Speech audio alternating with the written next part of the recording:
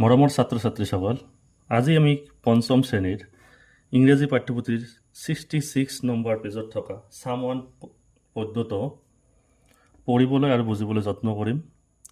আহা আমি এতিয়া আৰম্ভ কৰোঁ। সামওৱান কবিতাটোৰ নাম হ'ল সামওৱান। Someone came knocking at my wee small door. Someone came knocking, I am sure. I listened, I opened, I looked to left and right, but not there was a stirring in the still dark night.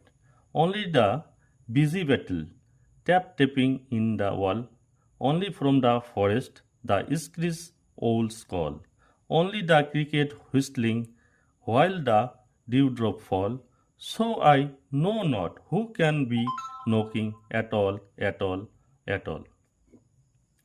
এতিয়া আমি কবিতাটোৰ অৰ্থ বুজিবলৈ যত্ন কৰিম।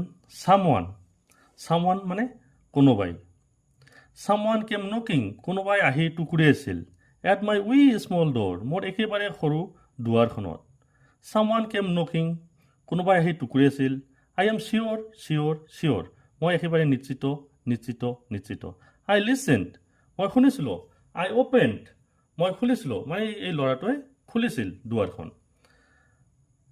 আই looked, মই চাইছিলোঁ। Two left and right, বাওঁফালৰ পৰা সোঁফাললৈ। But not there was a stirring, কিন্তু তাত একো লৰি থকা নাছিল। In the still dark night, একেবাৰে অন্ধকাৰ ৰাতিত। অনলি দ্য বিজি বেটেল, কেৱল মাত্ৰ গুবৰুৱা পোকবোৰে টেপিং ইন দ্য ৱাল, বেৰবোৰত টুকুৰিয়াইছিল।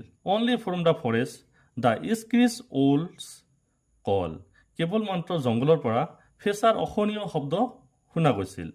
স্ক্ৰিচ মানে অসহনীয় ডাঙৰ শব্দ, ওল মানে ফেঁচা। অনলি দ্য ক্ৰিকেট হুইচলিং, কেৱল মাত্ৰ ঝিঝি পোকবোৰে চিটি মাৰিছিল।